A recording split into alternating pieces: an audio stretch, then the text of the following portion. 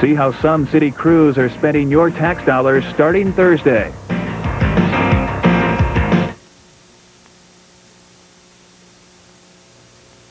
I'm as mad as hell. Gay nuns who want to be able to smoke dope. And I'm not going to take this anymore. You gut shoot him and you leave him there to die. The new masters of the airwaves. This is my show. They're abrasive. Robert Alton Harris is dead. Oh, happy day, you are here again. They're opinionated. We're greedy, we're selfish, we're just a bunch of pigs.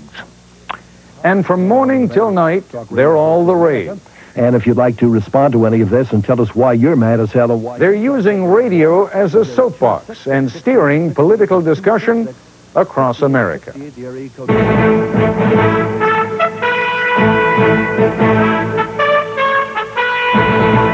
This is ABC News Nightline. Reporting from Washington, Ted Koppel. Those of us who traffic in information on radio and television are in danger sometimes of becoming like the dog who each night bayed at the rising moon and came to believe over time that his howling and barking was what caused the moon to rise. That may be especially true of some of my colleagues in talk radio. Just to put things in their proper perspective, for all the noise coming from that direction of your AM radio dial, the news talk format still ranks fourth, behind country music, adult contemporary music, and religion, in that order. Still, when it comes to self-promotion and gaining the attention of the public, politicians, and those of us in other media, you have to hand it to those talk show hosts. They have found our collective hotspots and they're punching them 5 days a week, several hours at a time. If you're one of the country, adult contemporary, or religion types and have never thrilled to Rush or Tom or Larry, here's Jeff. The chair will state the question on the amendment to the amendment and then on the amendment. The question is on the amendment of the gentleman from Missouri to the amendment of the gentleman from Minnesota. Those in favor say aye. Those opposed, no. If this is where you think political debate happens in America, think again. Amendment to the amendment is agreed to. It also happens here. Get into the news here. Democratic frontrunner Bill Clinton called George Bush a do-nothing president yesterday. Bush had no comment. It happens here. I wanted to see what the feasibility would be of you doing a radio simulcast during the Democratic National Convention so we wouldn't have to listen to the liberal dominant media culture broadcast their diatribe to us. It happens here. Oh, does that seem irreverent to you? Does that seem irreverent? Far from the hallowed halls of Washington, far from the network evening newscasts, political talk is all over the place. Sometimes it's serious stuff. If you took a national vote and just a national election of the people of this country who vote and not have any electoral college and not sometimes it's, well... Sound effects for a cyanide tablet being dissolved in acid are somewhat hard to imitate, but we'll give it a shot. That sound pretty good? Yeah, okay. Robert Alton Harris is dead. Oh, happy day, you are here again. It's the kind of political conversation that used to be confined to the coffee shop, the corner bar, the factory floor, the grocery store. Blunt, brash, rude, profane, funny, with a soldier-old-man attitude toward the powerful. Now it's gone public, gone big time. And some say that politics will never be the same. Good morning, Governor Clinton. Good morning, Don. How are you? Well, I'm all right. I'm disappointed you didn't call me Bubba.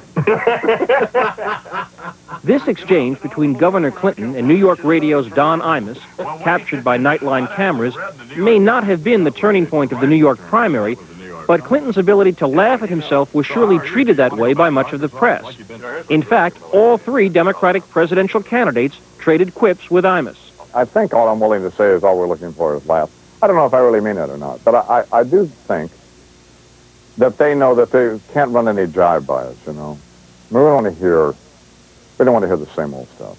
All this is, folks, all it has ever been is two things: an attack on the capitalistic success of America and a money grab.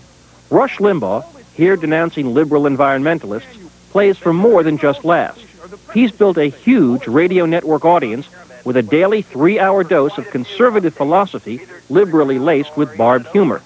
Speaking of which, Jerry Brown, thanks for... His success, he says, is linked to the frustration of a public that feels locked out of the mainstream media. People ask me, Rush, why is your show so successful? I'll tell you, I think you've just hit on it. I say what so many people have been saying, but haven't heard reflected in the main media, the dominant media culture. I mean, I think that the dominant media culture in this country is populated by people who are liberals. That's not a criticism, it's just a statement. Hello. Yeah, hi, Tom. Hi, Nick. That sense of speaking up for the little guy is at the heart of the radio talk show. As the program progresses, we're going to find out if you think this is important, relevant, interesting, not interesting. Should it be considered? In a sense, what people are saying today. We are as mad as hell. We are broke. We have just about enough money to get by, one paycheck, and we're gone. No kidding. And Murray Levin, who literally wrote the book on radio talk shows, says that access to the airwaves is a key to their success. It's the only medium in which working-class people have a voice. You never get working-class people on Nightline. You have diplomats, you have statesmen. It's a very skewed sample of the population of the world. One of the great things about talk radio is you get working men and working women. Knocking the powerful off their pedestals is an honored American tradition.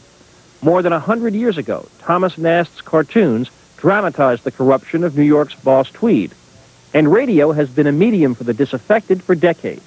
Radio priest Charles Coglin fused economic discontent with rabid anti-Semitism to build a national movement in the 1930s. It's about high time that we begin supporting the standard of America for the American. These days, radio talk shows can sometimes trigger real grassroots revolts, like the 1989 opposition to the congressional pay raise, like the 1991 tax revolt in New Jersey, like the current anger over congressional check bouncing.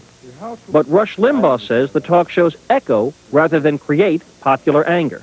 The bank scandal, the House bank, everybody thinks we drummed that up. Hell, people were mad about that to begin with. That's easily understandable. That's about people writing themselves checks for money they don't have. You and I can't do it. That's back pocket understandable.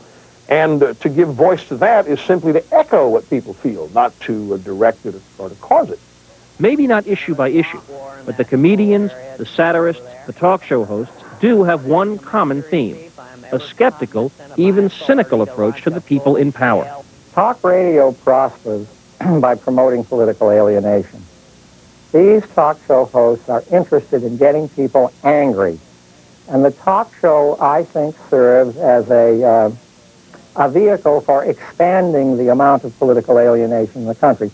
In one sense, it's a perfect match. An increasingly angry public and broadcasters increasingly eager to give voice to that anger.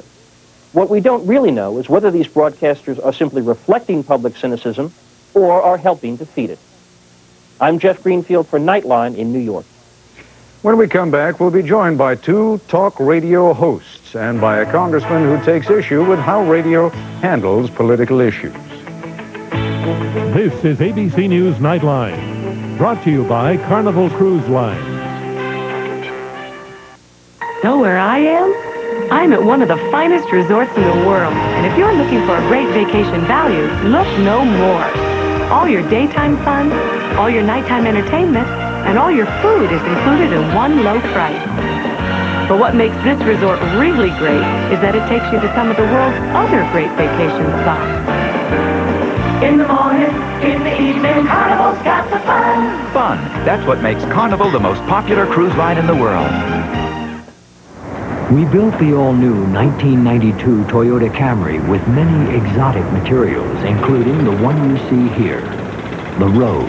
You see, by strategically placing thin insulating sheets made from lightweight asphalt in the new Camry, we were able to help keep something else out. Noise. The all-new 1992 Toyota Camry. We just couldn't leave well enough alone. Pontiac Grand Am. It's everything we want in a new car. 92 Pontiac Grand Am comes equipped with anti-lock brakes and all this, plus Grand Am gets 35 highway miles per gallon. When I add it all up, my Grand Am is priced less than Honda and Toyota. Grand Am is now available with $500 cash back or low 2.9 financing. Grand Am, definitely my style. See your Golden Circle Pontiac dealer.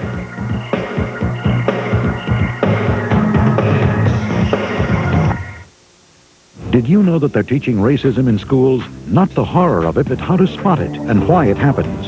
Valuable lessons on World News Tonight tomorrow.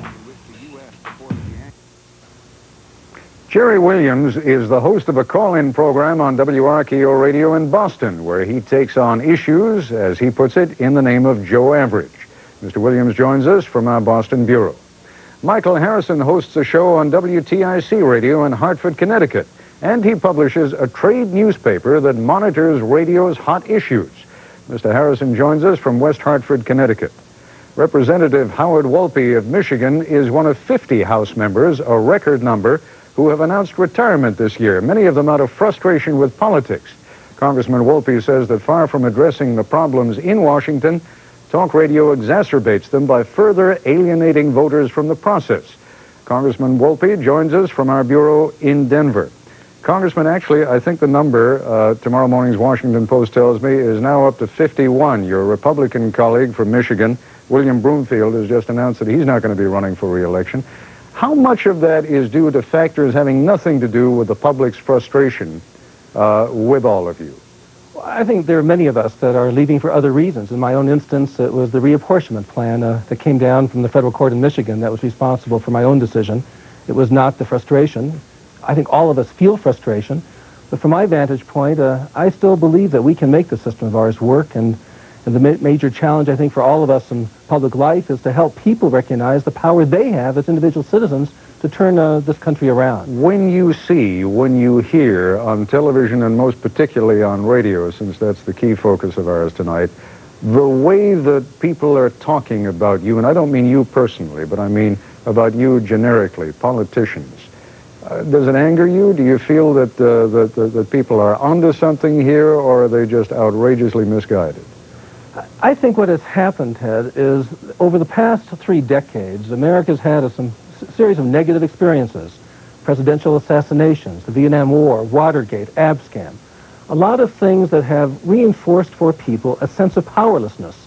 They feel that government's been taken over by some very powerful economic interests, that average citizens don't count for very much. And feeling powerless, people have become powerless. They have withdrawn from the process. They're not voting as they did some decades ago. They are not participating in letter writing and petitioning and protesting. They're not even reading newspapers. So as a consequence, Americans today have become very susceptible to being manipulated by the demagogue or by the 30-second campaign commercial or the manipulative slogan of a politician. And I think that what I hear people saying is that in their frustration, they kind of are casting a very broad brush over the entire institution. What I want to do is take that anger and that frustration and channel it into a debate and a focus on the real issues. It's not an accident that economic policies these past 12 years have led to a very few people becoming very wealthy at the expense of most of the society. Let me, Congressman, before, at the risk of having to say these terrible words, we are not going to focus on those substantive issues tonight. What we are focusing on tonight is the degree to which the media, most particularly these talk shows, and I'm going to come back to you in just a moment, but I want to go to Jerry Williams for a moment. To what degree do you think what the Congressman is saying accurately reflects the mood of the public? It doesn't reflect it at all, Ted. The problem with the Congress of the United States is the Congress of the United States. That's the reason people are angry, not because we drag them into some sort of anxious and anxiety time. It's the fact that this congressman in particular, and other congressmen, feel that somehow we out here with our radio shows in each major city have done something horrible to the institution. The only people who have done something horrible to the institution are the congressmen themselves. Mr. Wolpe probably hasn't told you that the real reason he's retiring, after all he won his last time out by 58 to 42% in his district in Michigan, is the fact that this will be the last time he'll be able to walk with all that campaign money for free. He'll have all that campaign money. When we point that out, or when some talk show host points that out in his own district, Mr. Wolpe gets very angry. Well, he doesn't answer phones. He doesn't want to talk to people. All right, hold on. Since Mr. Wolpe is here right now, Mr. Wolpe, what role, if any, does that play in your retirement? Well, absolutely done. In fact, I'm one of a number of members of Congress that pledged long ago never to use that money for personal purposes. But that's exactly the point. What happens to the money? I mean, just so that we can get the issue out of the way. What are you going to do with that money? Is there any money left over that you raised from previous campaigns? It's going to be frozen. It's going to be kept frozen in the campaign account, so that if I were to run for another office, it'll be available. If I don't run for another office, it'll be given to charity. Well, Ted, that's exactly the kind of answer we get from politicians about their campaign funds. Well, what's wrong with that? What's wrong with that answer, Mr. Williams? What is wrong with that? Do you accept that answer? Absolutely. Why not? I don't accept that answer at all, because money is what rules the system. No. But I mean, if in point of fact someone were to find out over the next few months or the next couple of years that Mr. Wolpe had pocketed that money, it would be one hell of a scandal. It's not a case of whether he pockets it or not. He hedges on the issue. He doesn't really make it clear that money can go. He can send that money to charity right off the bat. I'll be happy to recommend several charities that he could do that right away. Well, he probably doesn't need your recommendation. But before we run out of time on this issue, let me just bring Mr. Harrison in. What, Mr. Harrison, are in fact the hot issues this week? That's one of the things that you circulate in your newspaper. Well, certainly the hot issues today are the capital punishment issue and the abortion issue, because they were in the news today. Talk radio today follows the issues on a minute-to-minute level and are able to reflect the mood of the people and the insights of the talk show hosts. I'd like to point out that Congressman Wolpe really doesn't give the people of America much credit. I have found studying talk radio as well as doing talk radio as a host, observing it as a journalist in the trade, that you can't fool the people. You can't manipulate the people. A talk show host is extremely vulnerable. He's out there naked, or she's out there naked every day on the airwaves. People listen for many hours. They can tell if you know your stuff or if you don't. And you can't fool the people, and you can't manipulate them. You can only reflect what they're interested in. Perhaps you can create a counterpoint and argue with them. But the people cannot be fooled by a talk show host. If a talk show host tries to drum up some kind of an issue that really isn't a serious issue, that talk show host will be seen for being a fraud and will be rejected by the audience. Well, easy. Let's take you at face value, but we'll do that in just a moment when we continue our discussion.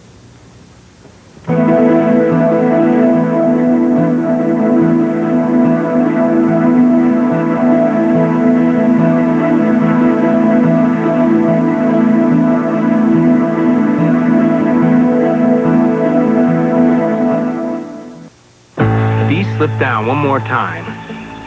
I'm fed up with glasses that don't fit. You don't have to put up with glasses that don't fit anymore, because at Lens Crafters we have so many new ways to make glasses more comfortable. Lens Crafters glasses fit your snug points with features like new snug fit hinges that hug your head and won't lose their gentle hold. Lens Crafters, for that cushion of comfort you've always wanted. I never knew glasses could be this comfortable. Lens Crafters, better fit for greater comfort in about an hour. At Ford Motor Company, we don't just build quality cars and trucks. Customer Assistance Center, how may I help We build relationships. Our Customer Assistance Department assists over 4,000 people a day on everything from warranties to how to program a keyless entry system. It's part of a whole philosophy at Ford that's rapidly changing the ownership experience. Well, it's important to us that you're happy with your car. Thanks for calling Ford. Ford Motor Company. Quality is job one. It's working. It's working.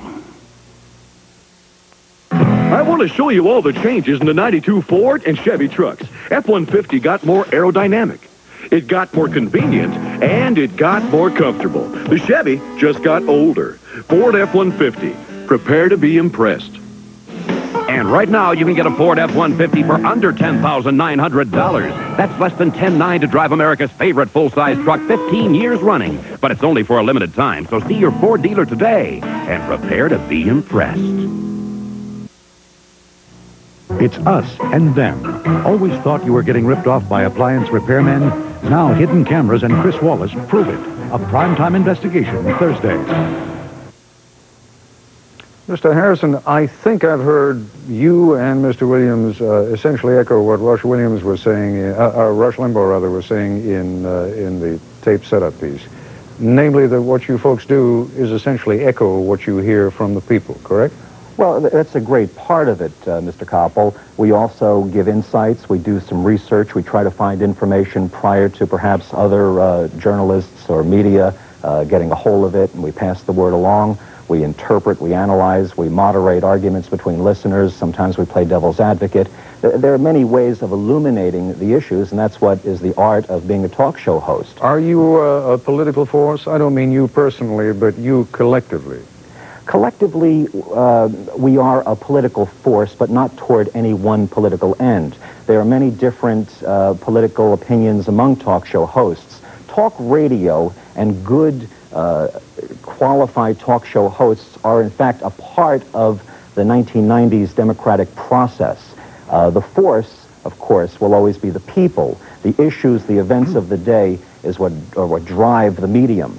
But the force is the vehicle, not necessarily the hosts. A host that tries to become a force unto himself or herself usually is rejected. What about, Mr. Williams, those groupings and pairings of talk show hosts who combine to try to make something happen? For example, there was an effort a couple of years back to prevent the congressional pay raise from going into effect.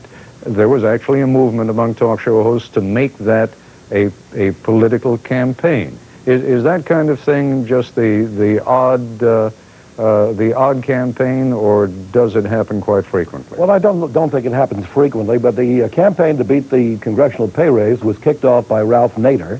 Ralph called me, I called a few other radio talk show guys, asked them if they were interested in the issue, and I think we had lost by the time the Friday before the vote came about.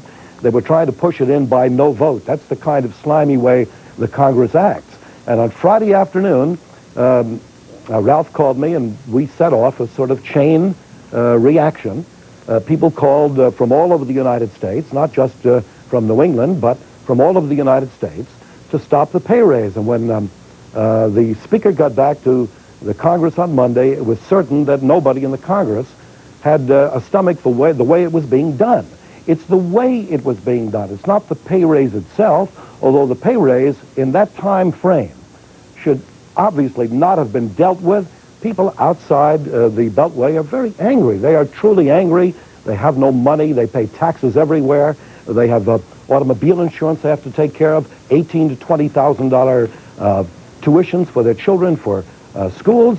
This is a very tough time, and when we see congressmen giving themselves $25,000 pay raise, that only gets them angrier and angrier. Congressman Wolpe, forgive me, unfortunately we don't have 2 or 3 hours for the broadcast. I wish we did. But Congressman Wolpe, when you hear references to the slimy way that Congress does things, to what degree is that kind of low esteem in which Congress is sometimes held and frequently referred to what degree is that a factor, do you think, in your decision and the decision of 50 of your colleagues now not to run for office again? It was not a factor in my own decision. I am certain it was a factor in the decision of some. The concern that I have is not incidentally about talk shows. I think there's some very important talk shows, and they provide a very important outlet for public expression. It's when a talk show host plays to stereotypes and overgeneralizes to the entire institution. I have met some members of the Congress who, over the years, fit every stereotype the public has about a politician. But I've also met many of my colleagues on both sides of the aisles, Republicans as well as Democrats, who care as deeply as do the talk show hosts themselves or their own constituents about the problems this country faces, and who are as frustrated by the stalemate that we now have in terms of policy. My concern is to attack the institution is not going to deal with the cause of the frustrations and the pain and the anguish of the American people. And that's divided government. That is, we have Congress moving one way in terms of policy, a White House moving another way. We can attack the Congress as an institution all we want unless we start dealing with the policy issues of economics, of health care, of housing, of the things that really matter to people. We will not be dealing with the source of their frustration. That's my concern. All right, we've got essentially a couple of minutes left in this broadcast. Mr. Harrison, as you hear that, it makes awfully good sense to me. How does it resonate to you? It makes good sense to me, too. Those are the very issues that dominate the talk shows across America. I don't think this argument really is connecting properly, in as much as talk radio is not bashing Congress. Talk radio is providing many millions of people across the United States with the opportunity to talk about the healthcare crisis, international situation, the presidential campaign, the economy, the AIDS epidemic. and on and on. There are 20, 30 major issues that are currently being talked about on talk radio. It just so happens that one of those categories we call, as we track it in our newspaper, Talkers, criticism of government. There is a tremendous feeling of frustration among the American citizens today, among people who listen to talk radio, about government. Let me just jump in to ask Jerry Williams for a closing comment, because we're down to our last 20 seconds. I'd just like to say that we give the opportunity and the platform to candidates, presidential candidates, gubernatorial candidates, congressional candidates. They have more time on talk radio than they'll ever get on TV. We allow them to speak for hours on end. We're on 4 or 3 hours a day. I think it's a marvelous platform. People can talk with them, to them, at them. That's what talk radio is all about, and that's why people find some allegiance to it. You certainly got me on that last point, because we're out of time. I thank you, Mr. Williams, Congressman Wolpe, and Mr. Harrison. Good of all of you to join us. We'll be back in a moment. On November 11th, 1940, a legend was born in Toledo, Ohio. Jeep. Jeep earned its stripes before most of us were out of knickers. Tough, unstoppable, go anywhere, get the job done. But all the odds, a lot of people don't know that Jeep is part of Chrysler. So now it's our job to keep the legend alive. And this is where we'll do it. Our new $1 billion assembly plant in Detroit, Michigan.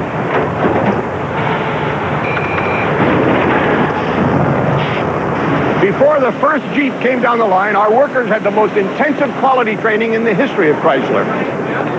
And this is a new Jeep Grand Cherokee, a lot more room inside, and the only sport utility with 4-wheel analog brakes and a driver's airbag standard. Every inch a Jeep. To some people, Jeep is for climbing to the top of the world or just going out on the town. To us, Jeep is what all 4-wheel drives are measured against. Always will be.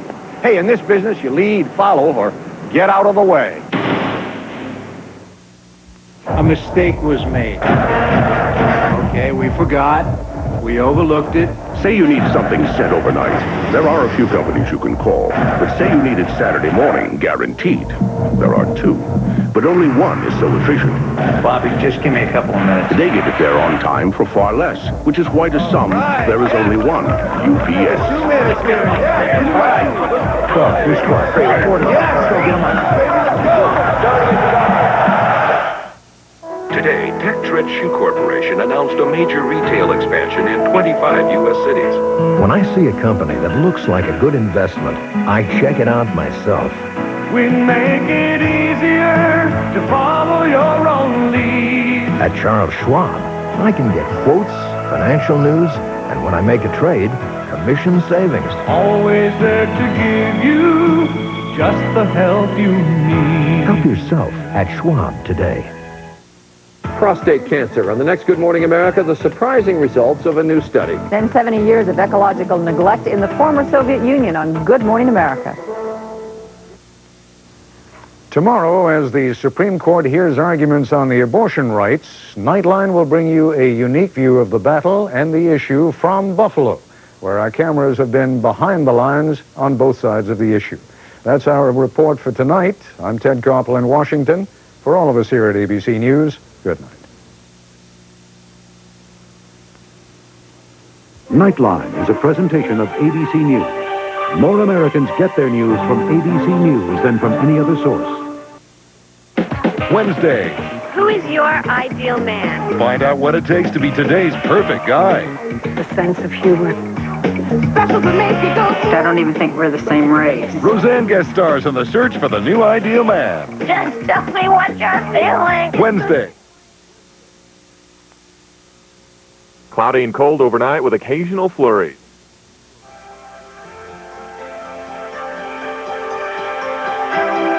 Anyone in America can succeed and build wealth. That's the American way. The show you're about to see is about a government giveaway program that has allowed many to realize their dreams of wealth.